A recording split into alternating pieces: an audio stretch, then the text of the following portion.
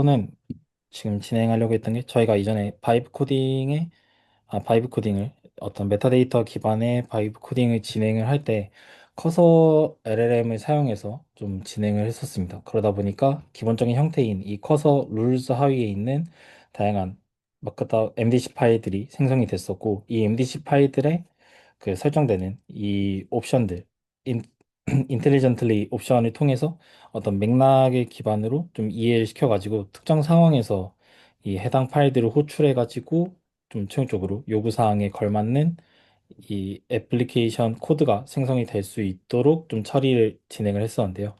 이제 이거를 클로드 코드로 전환을 해서 좀 사용하는 방법에 대한 내용을 좀 같이 공유를 드리려고 합니다. 우선은 클로드 코드 사용을 하게 될 경우에는 기본적인 파일 구조를 좀 가지고 있습니다. 이 .클로드 하위에 스킬즈라는 디렉토리를 생성을 하고 그 하위에 이제 스킬 마크다운 파일이라든가 뭐 레퍼런스 파일들이 생성이 되는데요. 좀 여기까지는 좀 기본적인 커서의 어떤 룰스 기반으로 생성되던 디렉토리 구조하고는 좀 동일하게 생성은 되지만 커서하고 클로드 코드에 좀 차이가 있다라고 하면은 커서의 경우에는 아까 말씀드렸던 인텔리전틀리 옵션에 포함한 여러 그 적용 옵션을 통해서 이 해당 요구 사항들이 어느 시기에 적용이 되는지를 좀 조정이 가능은 했었는데, 이 클로드 코드의 경우에는 좀 그 부분까지 어떤 세부적인 적용 시기를 어떻게 잡을지에 대한 그런 옵션까지 설정은 어려웠습니다. 다만 이제 클로드 코드에서 진행을 하는 거는 이 스킬 마크다운 파일이라는 걸 통해서 저희가 어떤 바이브 코딩은 사실 메타데이터만 변경될 뿐 그 이외에 어떤 요구사항을 기반으로 동작되는 부분은 반복되는 그런 작업이다 보니까 이 반복되는 작업 중에서 실제로 그 사용해야 될 어떤 실행이 돼야 될 지침이라든가 그런 것들을 정의를 하는 파일들이 사전에 있습니다. 그게 이제 스케일 마크다운 파일이고요. 여기에 이제 네임이랑 데스크립션을 추가를 해서 이 해당 어떤 사용자가 프롬프트를 집어넣었을 때 해당 파일과 좀 상황이 부합이 될 경우에 해당 파일을 읽어가지고 어떤 식으로 파일들을 생성을 할 건지, 그리고 이 파일을 생성을 할 때 참고되는 파일은 또 무엇이 있는지 그런 것들을 좀 정의를 할 수가 있습니다. 네. 그리고 레퍼런스 같은 경우에는 사실 어떤 요구사항이 좀 여러 가지가 있을 수도 있잖아요. 저희만 해도 바이브 코딩으로 진행을 할 때 어떤 패키지 구조, 기술 스택, 생성 룰, 뭐 그런 것들이 다양하게 있는데 이 모든 거를 스케일 마크다운 파일에 추가하거나 그런 게 아니라 레퍼런스를 통해 가지고 참조할 파일들을 좀 여러 개를 사전에 좀 지정해 두는 거라고 보시면 될 것 같습니다. 일반적으로 저희 커서의 룰스에 들어왔던 그 파일들이 여기에서는 레퍼런스에 포함이 된다라고 보시면 좀 될 것 같습니다. 실제 저희 구조를 보면은 네, 지금 스킬즈 하위에 저희는 백엔드랑 프론트엔드로 좀 나누어서 생성이 진행이 되기 때문에 리액트 프론트엔드, 스프링 부트 백엔드로 이렇게 1차적으로 구분이 되고요. 그 하위에 스킬 파일과 아까 말씀드렸던 레퍼런스 하위에 여러 룰즈와 관련된 그런 요구사항들이 담긴 파일들이 존재를 하고 있습니다. 그래서 이 스킬 파일의 어떤 특징으로는 생성이 되는 그런 순서에 대한 내용들이 나오고 있고요. 그리고 실질적으로 참고할 파일들에 대해서 설명을 좀 하고 있습니다. 그래서 이 어떤 메타데이터 기반의 프롬프트 요청이 처음 들어왔을 때 이 스킬 파일을 읽고 전반적으로 어떤 식으로 이 저희 그 코드가 생성이 될 때 어떤 순서를 가져야 될지, 그리고 그 순서에 맞게 생성이 될 때 어떤 파일들을 참조를 해야 될지, 이거를 이제 클로드에서 확인을 하고 그거에 맞춰 가지고 파일들을 직접 읽어 나가면서 코드를 생성하는 그런 흐름을 가지고 있다라고 보시면 될 것 같습니다. 네, 이건 좀 문서 관련 좀 찾아보다가 알게 된 건데, 사실 이 파일들을 호출을 할 때에는 음, 잠시만요. 파일들을 호출할 때 형식이 뭐 좀 따로 있는 것도, 따로 있긴 한데, 이렇게 좀 직접적인 경로를 포함을 시켜서 호출하는 방식도 뭐 있다. 이 정도만 좀 알아주시면 될 것 같습니다. 그래서 이렇게 실제로 동작을 시켰을 때 이제 제일 먼저 이 스킬, 마크다운 파일을 읽고, 이 여기에 나와 있는 대략적인 순서에 맞춰서 각 파일들을 읽어 나가면서 투두를 정립을 하고 그거에 맞춰서 이제 코드가 생성이 되고 있고요. 여기에서 좀 차이가 사실 아까 말씀드렸던 것처럼 클로드 코드는 어떤 따로 이렇게 인텔리전틀리 옵션 같은 게 없다 보니까 이 전반적인 파일에 대한 컨텍스트를 좀 계속해서 쌓아가는 구조가 좀 있는 것 같은데 어, 그런 경우에 좀 독립적으로 좀 생성이 돼야 된다거나 혹은 고정적으로 생성을 시킬 수 있으면서도 좀 더 정확한 생성 결과를 좀 요구하는 케이스가 있습니다. 그럴 때 이제 서브 에이전트라는 어떤 기술을 통해서 저희가 사용할 수가 있는데 서브 에이전트는 이 기본적인 룰즈랑 동일합니다. 룰즈랑 동일하게 이런 요구사항을 담고 있는데 하나의 차이점이 있다면은 커서 이 독립적인 컨텍스트를 사용을 하고 있습니다. 그러니까 이 클로드 코드를 실제로 실행해서 바이브 코딩을 통해 생성이 진행을 할 때 기본적으로 잡히는 어떤 컨텍스트가 존재를 할 텐데 서브 에이전트를 사용하게 되면은 사용이 되는 그 메인 컨텍스트를 제외한 독립적인 다른 컨텍스트를 사용을 하고 있기 때문에 조금 더 이 전반적인 코드 생성의 컨텍스트를 좀 부담을 줄일 수 있고 아무래도 독립적으로 실행을 시키다 보니까 조금 더 그 해당 요구사항에 맞춘 더 정확한 결과를 만들어내는 데에 좀 도움을 받을 수가 있습니다. 해서 이게 일단 뭐 음. 프로젝트 단위로 사용할 건지 아니면은 이 아, 사용자 계정 단위로 에이전트를 만들어 가지고 다른 프로젝트에서 사용할 건지를 설정하고요. 오케이. 그럼 이게 지금 프로젝트 단위로 한 것 같고, 그죠? 네, 맞습니다. 이제 여기에서 어떤 매뉴얼 컨피규레이션은 그냥 자기가 직접 어떤 메타데이터부터 밑에 있는 내용까지 다 음. 직접 만드는 거라 보시면 되고요. 저는 1번인 클로드 자체에서 만들어주는 거. 얘의 가이드를 받아서 네, 구성해서 아까 저런 기본 틀을 갖추게 됐다. 그 이야기인 거네. 네, 맞습니다. 하게 되면은 이 에이전트가 어떤 역할로 좀 사용이 될 건지, 그러니까 저희 작업 중에서 어떤 작업을 담당을 할 건지에 대한 그런 요구사항을 추가를 합니다. 하나 만들어 보면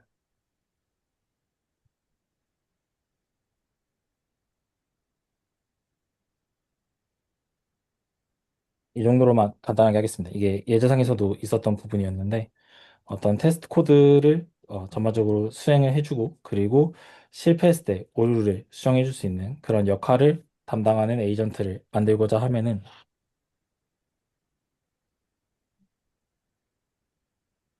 기본적으로 저 파일이 이제 생성이 되겠군요.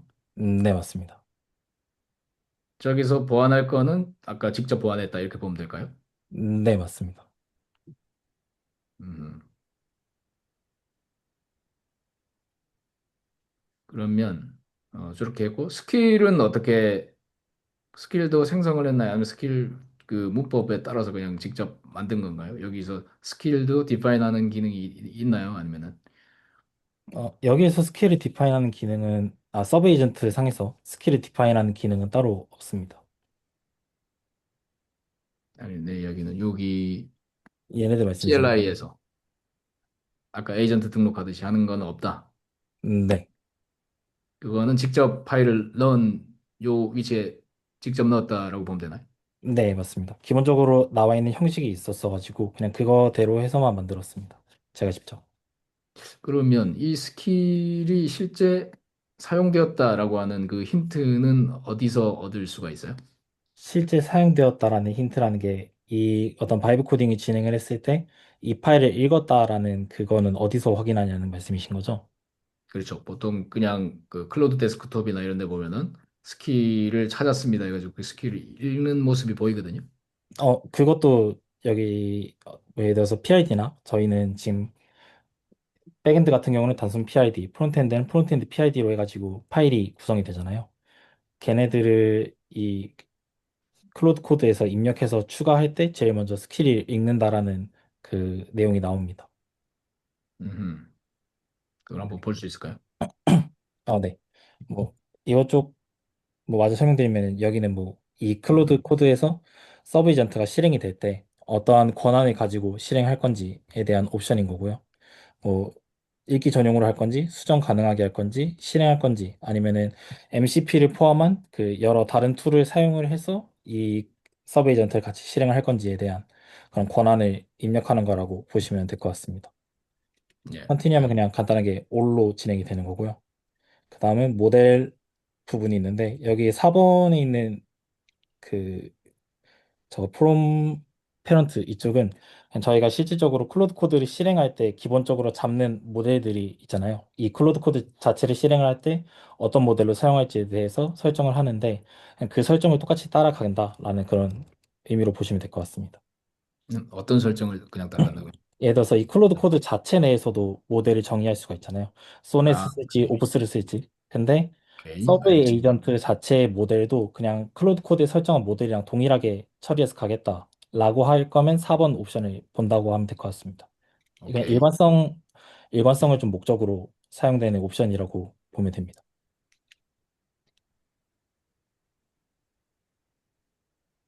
네, 그렇게 해서 뭐 소넷으로 간단하게 하고 이거는 뭐 실질적으로 어떤 코드가 예, 생성이 될 때 예, 이 예, 실제 알겠습니다. 에이전트를 사용하고 있는지를 좀 판별할 수 있을 때, 그걸 좀 육안으로 표시해주는 그런 역할을 담당을 하고 있고요. 완성하게 되면은 지금 나와 있는 뭐 데스크립션이나 모델 이런 것들이 음. 나오고 있는데 여기 있는 내용들을 기반으로 이제 서브 에이전트가 구성이 될 거다라는 거를 한번 확인을 해주는 거라고 보시면 됩니다. 그렇게 해서 실제로 만들면은 지금 보시는 것처럼 네임이랑 데스크립션. 이 부분은 아까 제가 넣었던 그 어떤 테스트를 실행하고 오류를 수정하는 그 테스트 전문가에 맞춰서 그 데스크립션을 자동으로 만들어 준 거고요. 이 하단에 있는 내용들도 그거에 따른 부분이라고 보시면 될 것 같습니다. 그러니까 기본적으로 이 에이전트가 하는 프로세스와 프로세스와 간단한 지식 같은 데피니션, 말 그대로 에이전트에 대한 데피니션은 포함이 되어 있는 것 같은데 얘가 세부적인 스킬에 대한 정의도 여기에다가 넣으면 뭐 포함은 될 것 같고요. 네, 그 부분 한번 테스트 해보겠습니다. 근데 약간 그 제가 아직도 조금 이해가 안 되는 부분은 제가 이해했을 때 당시에 서브 에이전트는 뭔가 단순 독립적으로 좀 실행이 되는 그런 특화된 특정 업무에 특화된 그런 내용을 담을 때 사용하는 거라고 생각을 했었다 보니까 사실 다른 스킬즈를 참조하는 거 없이 자체에 포함된 요구사항만으로 어떤 작업을 진행을 한다라고 사실 저는 이해를 했었거든요. 그러니까 우리가 스킬이라고 하는 건 꼭 그런 것만은 아니거든요. 우리가 예를 들면 파워포인트를 만든다. PPT를 만들 줄 아는 스킬이 있고 아주 전문적인 스킬이 있어요. 뭐 그리고 컴퓨터를 그냥 다루는 스킬이 있고 그러면 여러 에이전트들이 이렇게 있으면 A, B, C, D가 있는데 각자가 각자가 기본 스킬들은 이렇게 내가 가져다 써야 되는 경우들이 있거든요. 나의 특화된 스킬만 내 디파인 돼 있는 것도 있겠지만 이 공통적인 거는 공통적으로 브라우저를 쓴다든지 이런 거는 공통적으로 보통 디파인이 돼 있을 거라고. 이걸 매번 복제본으로 각 스킬에다 넣어놓지는 않을 거거든요. 아, 네네. 그래서 대부분 에이전트를 선언할 때, 그러니까 다른 크루 AI나 이렇게 에이전트 선언할 때는 이 스킬이라고 하는 정보, 그러니까 이 스킬도 일종의 툴이라고 보면 툴 데피니션의 영역은 별도 차원에 있는 것이고 이 에이전트 선언에 대한 차원은 별도로 있는 거라서 이들이 이렇게 그냥 조합이 될 수 있는 거지. 조합이 될 수 있게 서로 참고할 수 있는 거지. 이게 스킬 따로, 에이전트 따로, 에이전트는 자기가 가진 지식 안에서만 머문다. 이렇게 돼 있지는 않아요. 일반적으로 그래서 이게 내가 물어보는 거거든요. 클로드 코드가 그렇게 설계돼 있을 것 같지는 않아가지고. 이 부분은 한번 저도 좀 다시 찾아보겠습니다. 아마 말씀해 주신 내용이 맞을 것 같긴 한데 한번 더 확인해 보겠습니다. 음, 네, 그리고 아까 말씀해 주셨던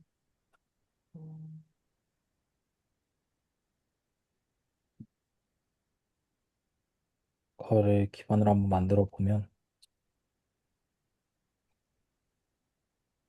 기본 뭐 사용 방식은 저희 커서 LLM 기반으로 했을 때랑 동일하기는 합니다.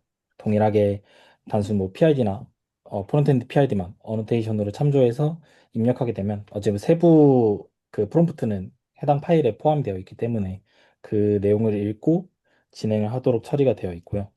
지금 이 부분은 그 클로드 코드 자체에서 커서 LLM에서는 본 적 없었는데 클로드 코드 자체에서는 메타데이터가 좀 내용이 많다 보니까 그 부분에 대한 어떤 토큰 초과 이슈가 발생을 하더라고요. 물론 뭐 그 자체 내로 이 일부분만 좀 끊어가지고 읽은 다음에 종합해서 어떤 요구사항을 파악하는 진행은 이루어지고는 있습니다.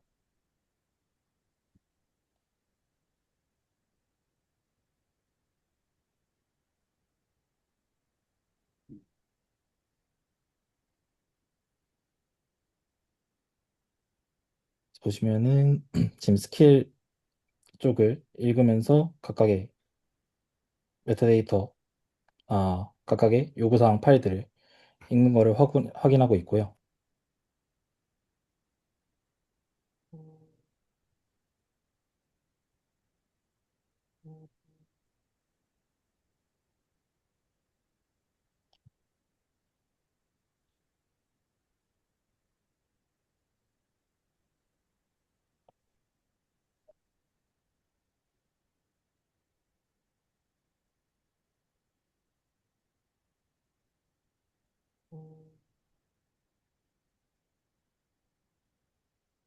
네, 원래는 사실 2단계에서 스킬을 먼저 이제 읽고 그 부분에 대한 내용들이 좀 나오는 로그들이 나왔어야 되는데 지금 안 나오기는 하네요. 근데 뭐 결과적으로는 일단 제너레이션 마크다운 파일에서 먼저 읽어가지고 좀 더 세부적인 단계에 대한 내용들을 이렇게 투두로 정립을 하고 그거에 맞춰서 코드 생성을 좀 진행하는 식으로 동작을 하고 있습니다.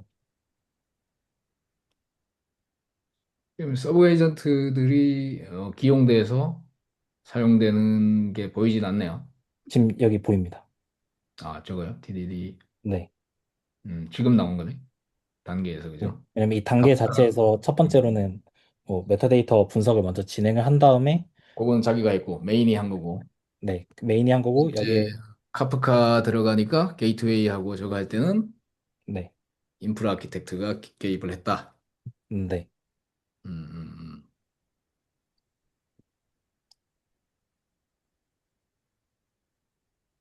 음.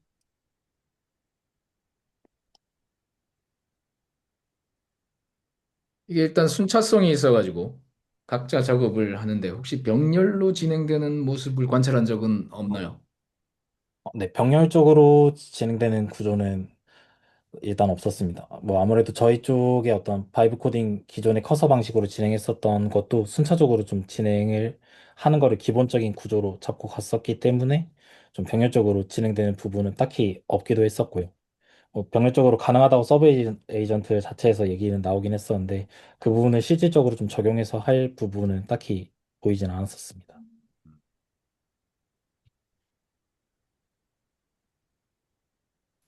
일단 각 영역에서 서브 에이전트들이 일단 기용돼가지고 하더라. 뭐 이거 지켜보고 있으면 그게 결론인 거죠? 네. 네, 그 이외에 뭐 좀 발견한 게 혹시 있나요? 이게 그 에이전트 음,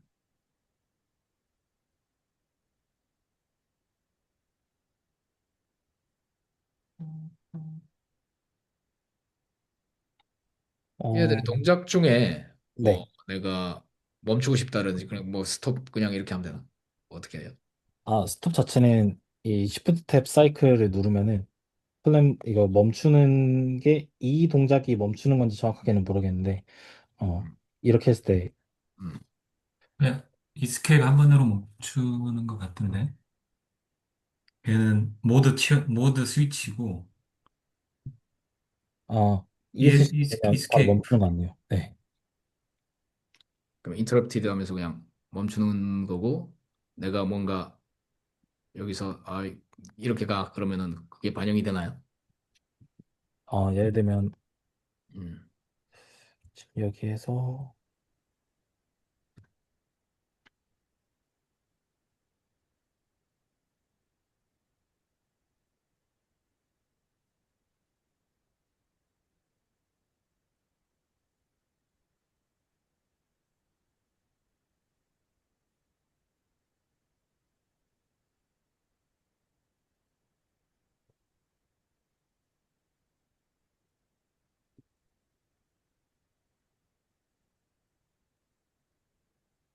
사실 바이브 코딩 할 때는 뭐 코드를 직접 보거나 거의 뭐 하는 일이 거의 없긴 한데 요건 이제 별도 터미널을 띄워놓고 이 파일들을 이제 열어서 이제 계속 보면서 뭐 이렇게 해야 될 거잖아요. 그죠?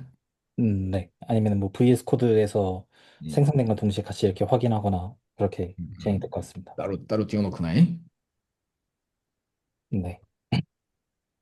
어때요? 나온 결과가 커서하고 비교해 봤을 때 품질이나 그 완료율이라든지 어, 완성도라든지. 완료율로 따지면은 제 클로드 코드가 훨씬 낫고요. 음. 이 완료율의 기준을 잡았던 거는 지금 나와 있는 투두들 있잖아요. 이 투두들을 모두 수행한다라는 거를 관점으로 봤을 때는 클로드 코드가 성공률이 훨씬 더 높습니다. 일단은 제가 판단했을 때 기준으로는 그렇게 높은데 생성되는 결과 수준으로 따졌을 때는 커서가 조금 더 낫다고 생각했던 게 이 클로드 코드는 최초 이제 커서 룰 기반으로 동일하게 동작했을 때 좀 문제들이 많았습니다. 생성되는 결과에 좀 수준이 많이 떨어진다라거나 실제로 생성한 척했지만 파일이 없거나 그런 문제들이 있었어가지고 그래서 나왔던 게 어떤 컨텍스트 최적화를 통해서 핵심적인 내용이랑 코드 예시만 제공을 하고 좀 불필요한 부분은 걷어내자라는 느낌으로 진행했었던 컨텍스트 최적화 작업을 하고 난 이후에는 어떤 생성 결과가 동일해지긴 했습니다. 네, 뭐 아까 말씀드린 커서 룰은 조금 더 그 컨텍스트 최적화를 진행하기 전인 더 포괄적인 내용을 담고 했었을 때도 생성 결과가 동작되는 애플리케이션을 바로 반환하는 것까지도 완료가 됐었어가지고 아마 거기에서 컨텍스트 최적화 작업을 진행하고 있었다면은 뭐 더 동작되는 결과 사용된 모델은 같은 조건인가요? 얘는 지금 클로드 소넷인가요? 소넷입니다. 오퍼스인가요? 아, 소넷이고, 네, 소넷이고 커서도 똑같이 소넷 사용했습니다. 아, 둘 다 소넷으로 했다. 네. 오케이. 네, 모델은 최대한 동일하게 한번 가져가 봤습니다. 그리고 이게 좀 컨텍스트 최적화 작업을 진행하기 전에 모델을 바꿔서도 해봤었는데 사실 옵스 모델을 제가 정확하게 알고 있는 건 아니지만 옵스로 바꾼다고 해서 뭐 크게 달라지거나 하는 건 없었던 것 같습니다. 음. 뭐 실제 그냥 따지고 보면 비용적으로는 옵스가 더 나가는 걸로 알고 있어서 옵스가 더 잘 만들지 않을까? 뭔가 비싸니까? 라고 생각했었는데 그렇지는 않더라고요. 아마 그 만드는 애플리케이션의 유형에 따라 좀 다르죠. 이렇게 DB 애플리케이션은 네. 둘 다 아마 거의 비슷할 거예요. 큰 차이 없어요.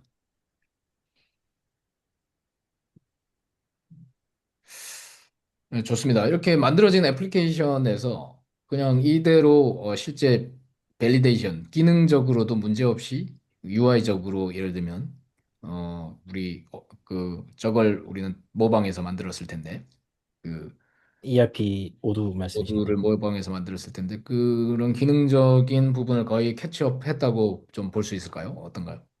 그때 말씀드렸었던 어떤 오도 ERP에서 가지고 있던 그 필수 공동 컴포넌트, 뭐 엑셀 내보내기 같은 거라든가 검색 기능 같은 것들도 일단은 생성이 됐었고요. 그거에 대한 동작도 정상적으로 진행되는 것도 확인했었고 가장 마지막으로 테스트했을 때는 백엔드 코드하고도 이제 같이 다 실행을 시킨 상태로 했을 때 데이터 등록되는 거나 그런 부분들도 무리 없이 동작되는 것까지는 확인했습니다. 근데 약간 일단 동작되는 애플리케이션 반환 자체 하는 거, 그거 자체는 이제는 뭐 항상 동일하게 생성되는 거는 확인했었고요. 다만 이제 아까 말씀드렸던 백엔드하고의 테스트 했을 때 약간의 그 오류가 나는 부분은 가끔 존재는 하는 것 같습니다. 그 백엔드들이 우리가 연동하는 방법이 백엔드와 프론트엔드 간에는 이제 그 API 스펙을 준수하는 게 중요한 것이고 그 네, REST 맞습니다. API 준수가 중요하고 네. 마이크로 서비스 간에는 서로 이벤트 통신이 어떤 우리가 주어진 그 규칙 그 PP형으로 끝나고 이들 간의 연동이 펍섭이 잘 연동되고 뭐 그런 부분에서 문제가 없었나요? 네. 우선 백엔드에 아까 말씀해 주셨던 거는 사실 이벤트 발행이랑 발행됐을 때 해당 이벤트를 수신해가지고 비즈니스 로직이 동작되는 그게 그 핵심이었었는데 그때 발행되는 것도 확인했었고 디버그 포인트 찍었을 때 그 폴리시 핸들러를 통해서 비즈니스 로직으로 연결되는 것까지도 일단 호출되는 것까지는 확인을 했었습니다. 그 호출을 해서 서로 연동 관계가 이제 복잡한 그런 그 사과 패턴에 대해서 잘 반영하는지가 이제 중요할 것 같고, 음, 얘가 그 생성한 비즈니스 로직들이 있을 거잖아요. 비즈니스 네. 로직들은 우리 기본 웬덴에 들어있던 내용들을 잘 참고를 해서 테스트와 구현이 이루어지나요? 테스트의 경우에는 우선 기본엔된 그 패턴 기반으로 생성되도록 처리했기 때문에 좀 더 그거에 맞춰서 진행이 되는 것 같고 비즈니스 로직도 아무래도 통과를 했다 보니까 되기는 할 것 같은데 약간 단순 비즈니스 로직 자체에서 기본엔된 패턴으로 뭔가 비즈니스 로직을 구성하거나 그런 부분까지는 따로 있지는 않습니다. 그래서 임의적으로 좀 얘네가 생성을 해주는 걸로 일단 파악되고 있습니다. 다시 한번. 그러니까 방금 그 이야기는 무슨 이야기죠? 그러니까 그 그러니까 저희가 어떤 메타데이터 기반으로 코드 생성을 음, 요청을 했었잖아요. 근데 테스트 코드 같은 경우에는 그 중에서도 이그젬플 메타데이터에 포함되어 있는 기본 엔드을 집중적으로 확인을 해서 테스트 코드를 만들어 달라고 요청을 하고 있고요. 그리고 이제 그거 토대로 테스트를 진행을 할 때 아무래도 비즈니스 로직을 타고 이제 기본 엔드 연결해서 되는 거잖아요. 그 단계에서는 이 비즈니스 로직에 좀 후보정을 해주는 케이스도 좀 많이 있었고, 네. 실제 구현 때 네. 비즈니스 로직을 구현 구보정한다는 이야기인가요? 기본 웬덴 자체를 보정한다는 건가요? 기본 엔덴을 보정할 때도 있는데 그 비즈니스 로직을 후보정할 때가 조금 더 있었던 것 같습니다. 음, 음. 그 UI들이 그 우리가 오두에 들어있던 그 화면 캡처라든가 뭐 이런 것들도 여기 들어가면 얘가 참고를 해서 혹시 반영을 할 수 있는 그런 건 체크 안 해봤죠? 화면 캡처한 건 이미지 말씀이신 거죠? 예. 네. 그 부분은 따로 진행하진 않았습니다. 그때 화면 캡처도 아마 되기는 할 것 같은데, 그 따로 진행해 보진 않았습니다. 그거는.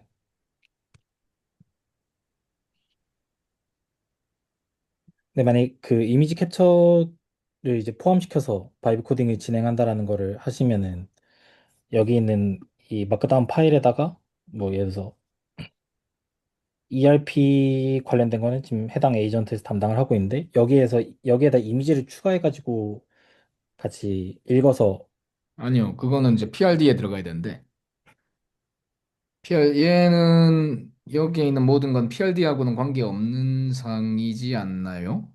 이건 이제 에이전 어떤 역할이고 얘는 스킬이고 요구사항 자체는 여기에 넣는 게 아니잖아요. 네, 맞습니다. 요구사항 실제적인 어떤 메타데이터가 담긴 PRD는 음. 여기에 포함되어 있습니다. 그러니까 거기 들어가 있을 거잖아.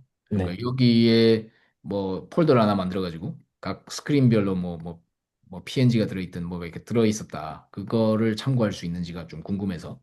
왜냐면 그 우리는 부분 한번 네. 오두를 예를 들면은 이제 카피를 하는 관점이잖아요. 그러면은 ERP의 화면이 뭐 이런 오두 같이 글로벌한 제품은 좀 단순한데 우리나라 같은 경우에는 엄청 화면을 엄청 정교하게 만들거든요.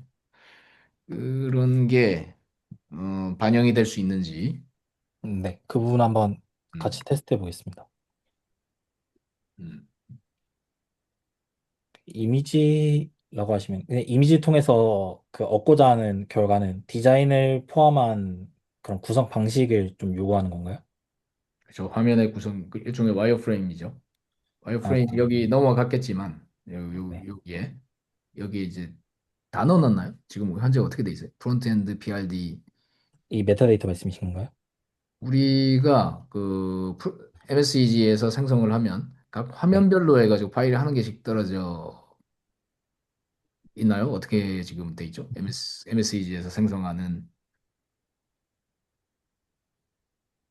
우선 그 모델 정보, 그러니까 이 메타데이터 정보 같은 경우에는 음, 그 BC 기준으로 해서 나와 있는 정보들을 가져오는데 음. 대신에 백엔드하고 프론트엔드에 가져오는 정보 차이는 좀 차이가 있습니다. 그래서 백엔드는 사실 폴리시랑 이벤트에 대한 정보도 굉장히 중요하고 이그젠플에 대한 정보도 중요하기 때문에 걔네들이 포함되어 있기는 한데 프론트엔드의 경우에는 사실 에그리거트, BC 커맨드, 리드 모델 이 정도만 필요하다고 생각을 했었습니다. 이벤트나 뭐 폴리시를 기반으로 생성되는 UI나 그런 것들이 따로 없고 오히려 걔네들은 백엔드적으로 동작을 해서 결과만 반영되면 된다라고 생각을 했어서 그런 데이터들은 빠져 있는 상태입니다.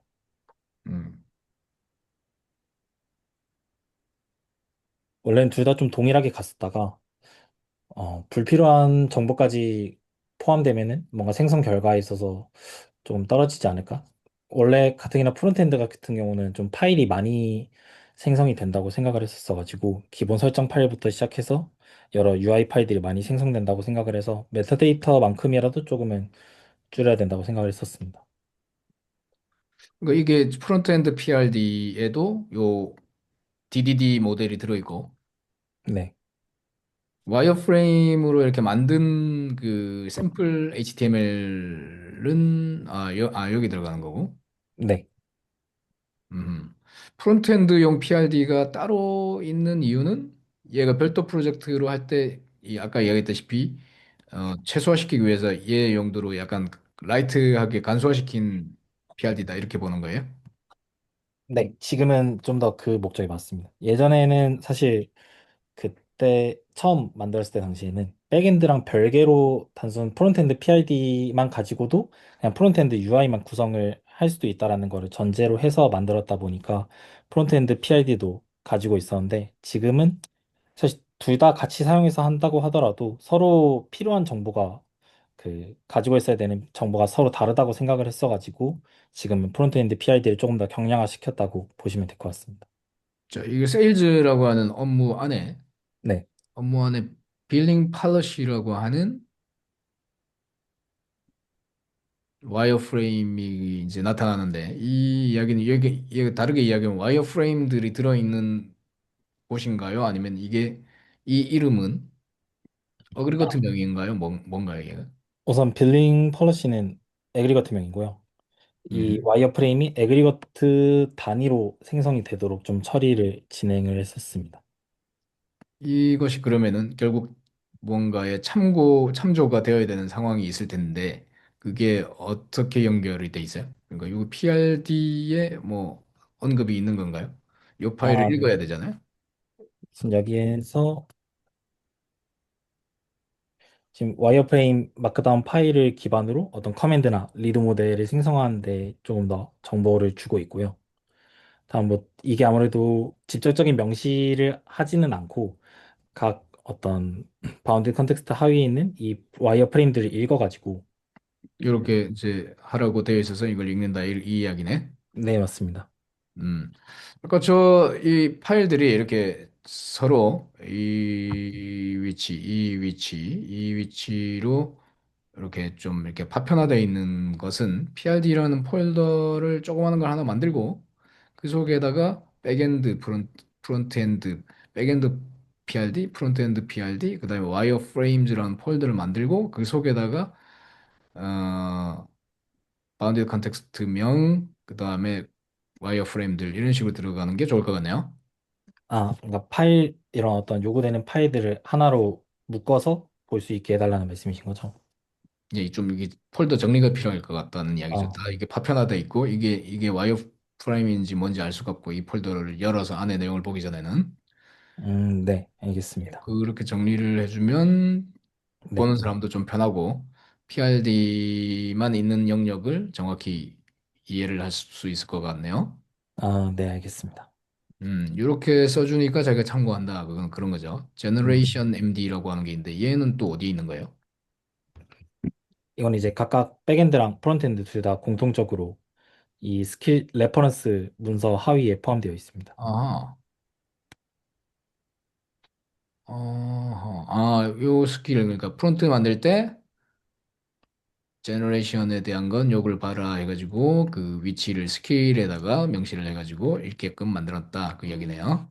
네, 맞습니다. 이 스킬 자체에서 최우선적으로 제너레이션 마크다운 파일을 읽도록 요청을 했었고 여기에서 조금 더 세부적으로 이럴 때는 이 스킬을 읽고 이럴 때는 이 스킬을 읽어서 참조를 해라 라고 했습니다. 그러면 여기에 이 제너레이션에 대한 그 챕터에 대한 링크도 전달을 했을 거고 이렇게 네네. 그렇게 네. 이렇게 해서 전달했고 여기를 읽어보면 다시 여기를 들어가 여기서 이제 얘가 제너레이션 할 때는 뭐 패키지 구조를 처음 만들 때는 이쪽을 따르고 하는 그런 내용들이 있다고 보시면 됩니다. 요걸 참고하고 각자를 볼 때는 각자의 가서바라라고 하는 저런 상대적인 표현을 써도 알아서 물고 올라온다 이런 이야기네요. 네, 맞습니다. 이게 뭐 음, 저희 왜 마크다운 문서에서 참조할 때 이런 식으로 사용되잖아요. 음, 이런 식으로도 사용이 가능한데 저런 식으로 절대 경도나 상대 경도를 넣어가지고 직접적으로 파일 명시를 하는 게 어떤 실질적인 사례에서는 더 많이 보였어가지고 그렇게 좀 사용을 하고 있었습니다. 예, 아주 좋습니다. 우리 스킬만 잘 디파인하면 뭐든지 할 수 있겠네요. 네, 지금 원래 좀 파일 개수가 훨씬 더 많았었는데 음, 이거를 좀 압축을 시키고 공통된 그런 분야는 아예 하나로 묶고 이런 식으로 음, 진행을 했었거든요. 근데 그렇게 했을 음, 때 좀 결과적으로는 더 결과면에서는 더 나은 게 나왔었습니다. 음. 내용물들이.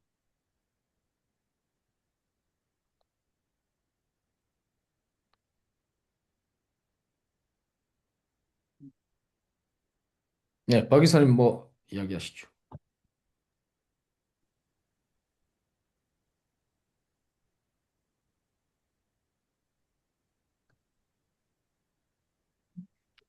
일단 이렇게 아까 이야기한 뭐 폴더 정리 정도 하고 네. 그다음에 아까 뭐 이미지를 참고할 수 있는지 뭐 기타 등등의 그 확장 기능들이 있는지 이런 거 좀 보면 좋겠고 중요한 거는 여기서 제너레이트한 애플리케이션의 그 완성도가 사실은 중요한 거거든요. 이렇게 할 수 있다라고 하는 과정에서 한계점을 약간 한계점이 나타나는 게 있다면 그 부분이 뭐 우리 솔루션이 할 만한 역할일 것이고 예를 들어서 뭔가 저장이 되고 나서 뭔가 트리거 되어서 뭔가의 데이터가 다시 뒤에서 뭔가 저장이 된다든지 혹은 뭐 어떤 패치 패치가 아니라 그 푸시나 이런 그 우리가 CRUD 기본적인 CRUD가 아닌 비즈니스 로직이 포함된 커맨드에 기본 네. 웬덴이 포함된 놈에 대해서 비즈니스 로직이 생성되는 거 이게 두 가지가 있는데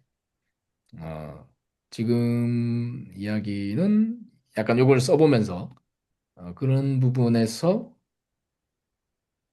얘가 우리 MSEG 쪽에서 전달 주는 정보가 부족하다거나 혹은 중간에 이, 이 아까 PRD가 생성되는 과정에서 누락된다거나 하는 것들이 좀 보이는 게 있나요?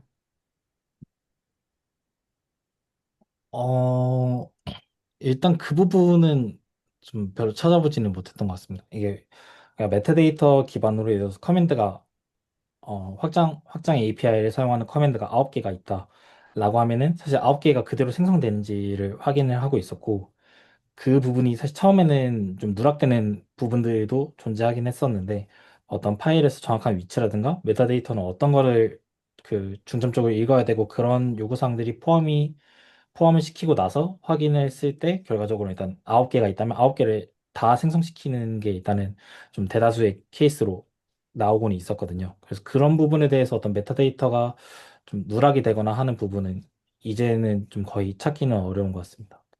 음, 또 사실 메타데이터가 없는데도 임의로 생성하는 케이스도 굉장히 많았었는데 그 부분들에 대한 처리도 어느 정도는 좀 되어 있기 때문에 지금 와서는 좀 그런 부분은 더 이상 찾기는 어려운 것 같습니다. 음.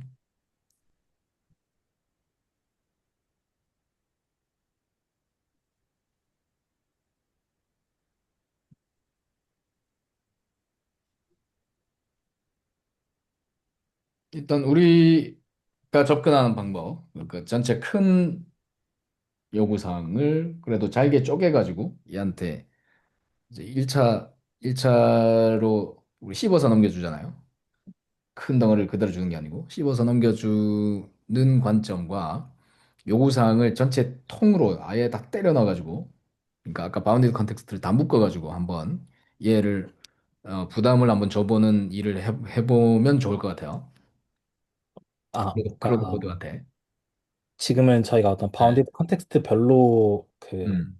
생성을 시키고 있잖아요. 백엔드의 경우나 프론트엔드의 경우 모두 이제 각각의 그 모듈별로 PID 같은 게 존재를 하니까 그 PID를 한 번 한 번씩 넣어가지고 진행을 하고 있는데 이 세 가지를 모두 다 BC, 묶어서 S만큼 다 묶어서 해보자는 거는 하나로 보내자는 네. 거죠. 다 통으로 묶어서 했을 때 어리버리해지는 것이 여전히 있어야 우리가 하는 그 BC로 쪼개는 것에 강점을 이야기를 할 수가 있다라고 하는 거고요. 첫 번째. 음, 자, 우리가 네. 실험해 보자고 하는 게. 자, 두 번째. 우리가 이 스킬 자체를 마이크로 서비스로 분해 자체의 스킬을 만들고 에이전트를 만들었다고 봅시다.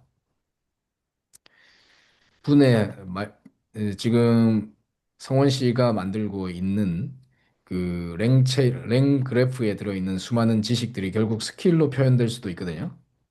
네. 뭐냐면 우리가 박 기사님 뭐 어떤 마이크로 서비스를 분해할 때는 이런 관점으로 분해하면 돼라고 하는 그 관점의 전문가를 스킬로 디파인을 해보고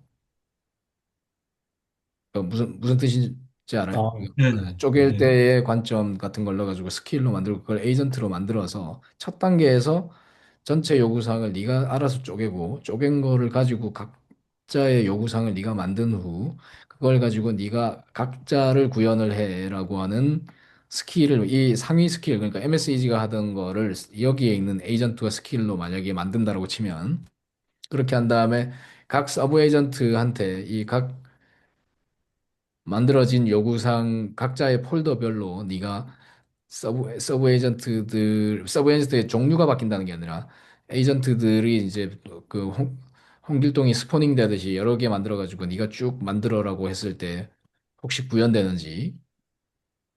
아.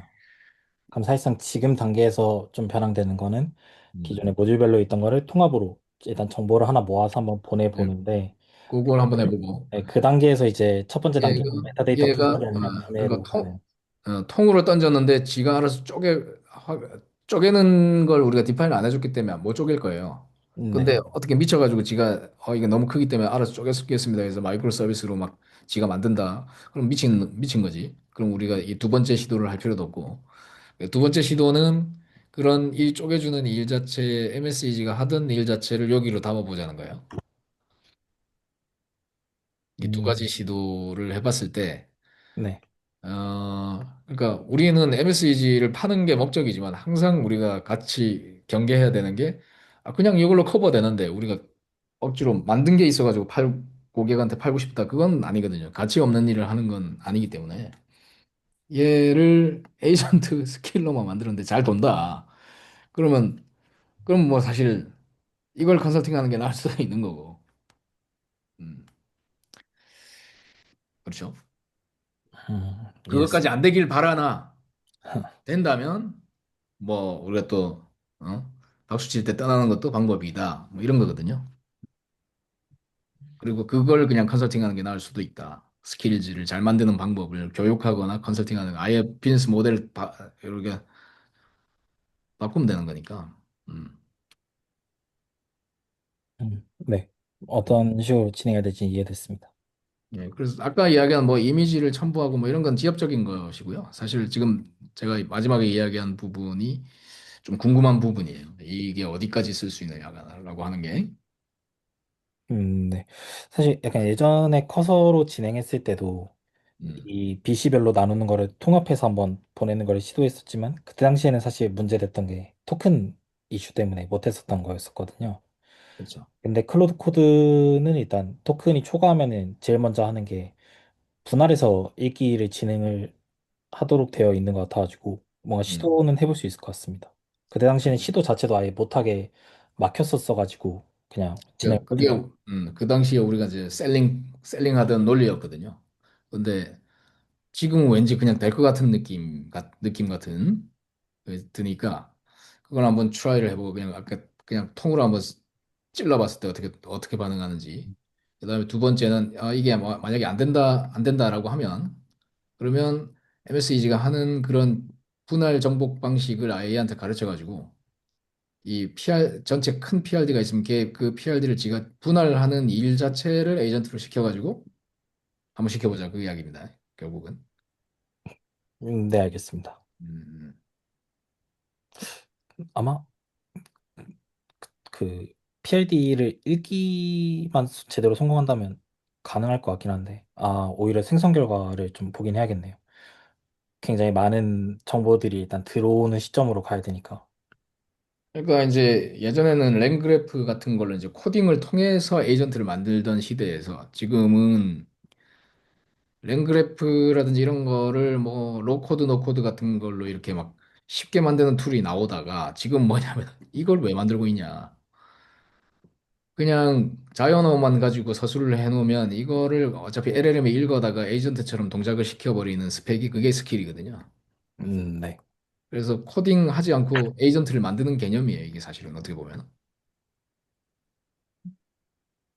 그래서 MSEG가 하는 일을 어느 정도 할 수도 있겠다. 물론 UI는 없지만 UI가 없다는 건 큰 단점이죠. UI가 없다는 것은 큰 단점이기 때문에 그 부분에 대해서 우리가 역할을 계속 갖고 있겠지만 우리가 그 지금 성원 씨가 만들고 있는 랭그래프 방식으로 우리는 저걸 만들고 있잖아요. 뭐 이렇게 분해를 하고 하는 걸 만들고 있는데 굳이 랭그래프 사실 뜯어봐야 프롬프트가 대부분이지 않나요, 성원 씨? 안에 뭐 이런 컨트롤 로직에 대한 건 몇 개 없고 대부분 프롬프트죠. 이 안에도 네, 코드의 대부분이 프롬프트잖아요. 대부분 프롬프트로 하고 그거 가지고 뭐 전후 처리하는 정도밖에 없습니다. 그러니까 전후 처리해봐야 뭐 조금이라고. 그거는 이제 MCP 같은 툴로 그냥 붙여주면 알아서 동작을 하는 부분 몇 개만 남아 있는 거기 때문에 점점 랭그래프 같은 그러니까 코딩 베이스의 에이전트 구현은 점점 없어질 거예요. 그러니까 이거는 지금 순간적으로 잠시 존재하는 하나의 기술일 뿐이라고 보고 이런 방식으로 다 갈 거다라고 하는 게 제가 바라보는 뷰거든요. 그러면 우리가 그냥 지금 순영 씨가 만들어 놓은 거 보면 이제 이 스킬 자체를 돌릴 수 있는 인터프리터를 이미 우리가 만들어 놨기 때문에 이 여기서 클로드 코드에서 동작 안 한다 하더라도 그냥 우리가 스킬을 미리 만들어 놓고 여기서 어리버리하게 동작하면 우리가 그걸 동작하게 하는 잠시 환경을 만들어 놨다가 클로드 코드에 나중에 그냥 이식해도 되는 거고 뭐 하여간 그런 옵션들이 있어서 가능한 우리도 에이전트를 생산하는 우리도 생산성을 높이기 위해서 스킬을 주로 쓰는 게 좋겠다. 그런 생각이 좀 들어서. 특히 이제 박 이사님 같은 경우에 뭐 실제 파이썬으로 코딩하고 요즘 파이썬도 사실 결국 파이썬 코딩 에이전트 짜는 것도 성원 씨 그냥 프롬프트 넣어가지고 짜잖아요. 네, 클로드에다 실제 넣어가지고. 코딩은 네, 그렇습니다. 결국 똑같다는 거거든요. 결국은 말로 하는 거거든요. 그죠? 중간에 뭐 이게 코드로 잠시 바뀌는 게 문제가 아니고 결국 LLM이 하나의 프로세서 역할을 하는 걸로 지금 가는 거거든요. 그걸 이제 LLM as a CPU라고 그러잖아요. 이제. 그 방향은 이제 아예 그냥 글로 가는 방향은 정해진 방향이기 때문에 하여간 잡설이긴 한데 방향을 우리도 그렇게 가져가야 AI 에이전트를 빨리 만들고 생산하는 그 방식을 제공을 할 수 있을 것 같다. 그러니까 에이전트를 만드는 방법 크게 세 가지죠. 그러니까 코드를 풀코드 방식, 풀코드 방식이고요. 그게 이제 랭체인, 랭그래프, 뭐 크루 AI 이런 게 풀코드 방식이에요. 그 다음에 지금 나오는 게 로코드, 노코드, 로코드, 노코드, LCNC. 이게 이제 엠파렌 같은 놈이 나오는 거죠, 엠파렌. 근데 이게 보면은 실제 코드가 똑같아요. 그뭐 이렇게 그래프, 저 파이프라인 막 연결해가지고 하는데 이 코딩보다 더 어려워. 왜냐면 얘는 바이브로 할 수 있는데 얘는 바이브로 안 되거든. 그래가지고 이게 더 어려워. 이게 제일 고통스러운 구간이야. 근데 시장에 이게 팔려. 이게 참 웃긴 이야기예요. 근데 지금 클로드 코드가 내놓은 거는 아예 그냥 자연어거든. 내추럴 랭귀지지. 이게 스킬즈잖아요, 스킬. 그러니까 에이전트를 작성하는 방법이 결국은 일도 간다는 게 제 생각이에요. 이 세 가지 방식이 있으나 옵션이. 그러니까 이거 교육을 할 때도 이 세 가지를 좀 가르칠 거예요. 우리 교육 과정에도. 그리고 클로드 코드가 에이전트 플랫폼으로서 역할을 또 하기 때문에 얘가 코딩만 하는 용도가 아니라 이게 자기 그 회사 업무에도 쓰거든요. 이게 잘 쓰는 사람들은. 여기서 동영상 생성도 하고 뭐 별별 짓을 다 해요. 이게 코드 생성용으로 안 쓰고. 그 회사에 그 업무 보는 용으로 쓰는 사람들이 있어요. 그 개발 회사에서는 CLI에 익숙하니까 이거 가지고 뭐 회사 어, 일도 보고 막 뭐 자동으로 생성할 거 막 상상하고 막 그렇게 하는데 그래서 이게 스킬즈가 파워풀하다. 그래서 그 방향으로 한번 해보시면 좋을 것 같습니다. 예, 제 이야기는 여기를 끝. 네, 알겠습니다.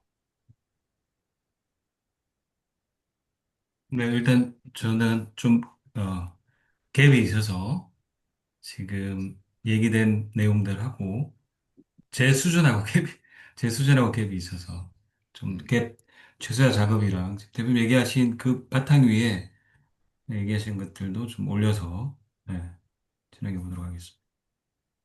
네. 네, 규수 씨한테 좀 많이 더 로우 레벨의 사사를 받아야 될 것 같습니다. 네. 네, 클로드 코드에 지금 보면 락인되는 그건 아니죠. 지금 당장은 그래 보여서. 이 스킬즈 스펙은 공유되어 있는 스펙이고요. 이게 스펙이라 할 것도 없기 때문에 그리고 어, 요거는 다 그 이미 이 스펙이 나오는 순간 이걸 인터프리트하는 그 환경들은 이미 다 나와 있어요. 우리 프로세스 GPT에도 이미 들어가 있고요.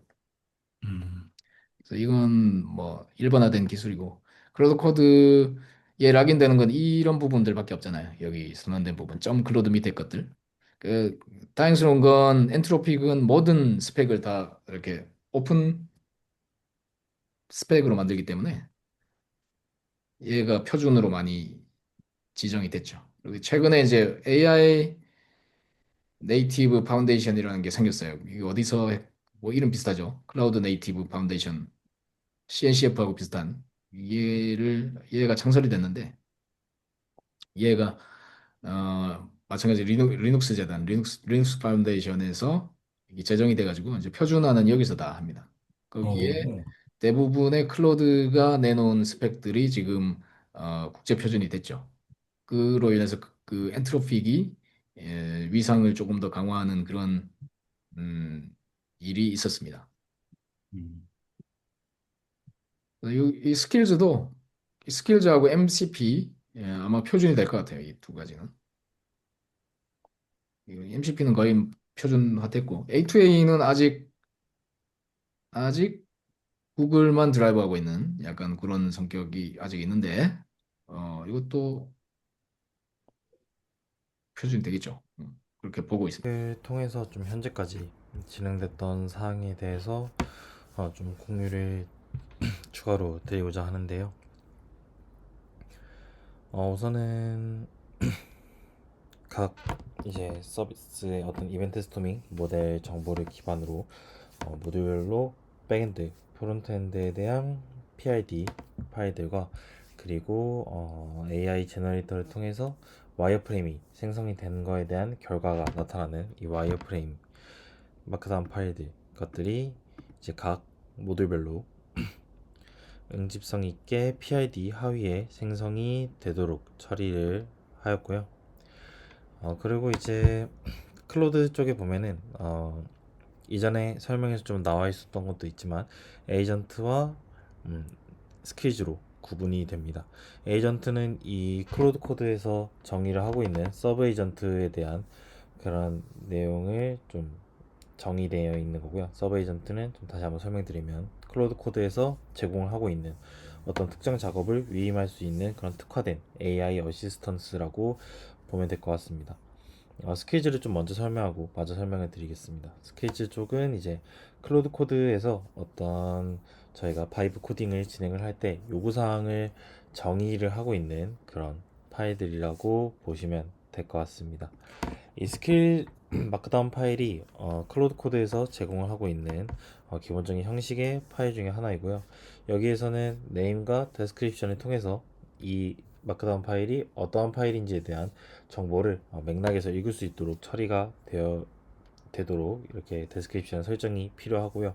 그리고 여기에 들어온 내용은 전반적인 어떤 이 코딩, 바이브 클로드 코드를 통해서 바이브 코딩을 진행을 할 때 담겨 있는 어떤 큰 방향성에 대한 그런 요구 사항들이 포함이 되거나 그리고 좀 참고를 해야 되는 주요 파일들에 대한 정보들을 좀 같이 작성을 해주면 되는 걸로 알고 있습니다. 그래서 현재 저희 쪽에 어떤 이벤트 스토링 모델 기반의 바이브 코딩이 진행을 할 때 이 스킬 마크다운 파일이 하는 역할은 전반적인 큰 틀, 백엔드하고 프론트엔드의 어떤 동작되는 애플리케이션 코드를 최종 생성하는 데 있어서 큰 틀의 어떤 방향성을 1차적으로 설정을 하고 있고요.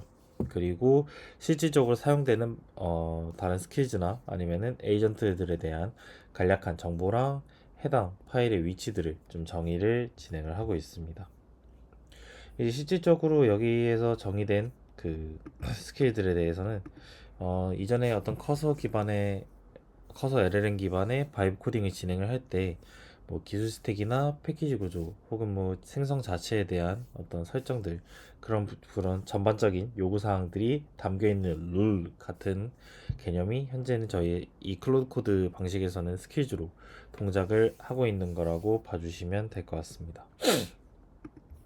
그래서 보시면은 뭐 생성에 대한 세부적인 어떤 룰들, 순서에 대해서 서술이 되어 있고요. 여기에서는 중간중간 이제 사용할 실질적인 다른 스킬즈에 대한 호출도 같이 담당을 진행을 하고 있습니다. 그리고 이제 이 서브 에이전트에 대해서 좀 추가적으로 설명을 드리면 어떤 기본 스킬즈를 통해서 생성을 할 때 이제 책정되는 그런 메인 컨텍스트와 다르게 독립적인 컨텍스트를 사용을 해서 어, 작업을 진행을 하고 있고요. 그러다 보니까 독립적인 컨텍스트다 보니까 아무래도 조금 더 생성 자체에 있어서 해당 특정 작업에 대해 있어서 조금 더 전문성 있는 그런 결과를 나타내는데 조금 효과적인 그런 역할을 담당을 하고 있습니다. 그래서 저희 쪽에서는 백엔드하고 프론트엔드 쪽에 각각 두 개의 에이전트를 구성을 하고 있고요. 백엔드에서는 테스트 코드를 생성하는 이제 에이전트와 그리고 인프라 구조, 뭐 도커 파일, 카프카 스택, 뭐 게이트웨이 환경 구성을 포함한 그런 여러 생성 인프라의 어떤 구조의 생성에 그런 전반적인 생성 담당을 진행을 하고 있고요. 그리고 프론트엔드의 경우에는 어떤 기본적인 구조 생성과 동시에 환경 설정과 그리고 메인의 사이드바 같은 그런 기본적인 구조를 잡아주는 프론트엔드 베이직 스트럭처 그리고 이 ERP 오드 기반의 ERP 공통 컴포넌트를 생성을 시키는 거에 시키는 그런 작업을 하는 에이전트 이렇게 해서 좀 각각 두 개씩 나누어져 있습니다. 서브 에이전트를 좀 한번 확인을 해보면은 이 서브 에이전트에서는 실질적으로는 해당 작업을 하는 데 있어서 간략한 설명, 테스트 제너레이터면은 테스트 코드를 생성하는 데 있어서 기본적인 방향성과 안내, 그리고 어떤 식으로, 어떤 뭐 기본&된 패턴이든 뭐 JUnit이든 그런 이 테스트 코드를 생성하는 방향성에 대해서 필요한 지식이나 개념 같은 것들을 정의를 해서 이 에이전트가 실질적으로 테스트 코드를 생성할 때 이러한 어떤 지식을 가지고 생성을 하도록 요청이 되어 있는 그런 내용이라고 보시면 되고요. 실질적인 어떤 예시 코드 같은 것들도 이제 제공을 하면은 이 저희가 좀 더 원하는 그런 생성 결과물을 만들어내는데 더 효과적인데 이 실질적인 예시 코드에는 여기 마찬가지로 레퍼런스에 있는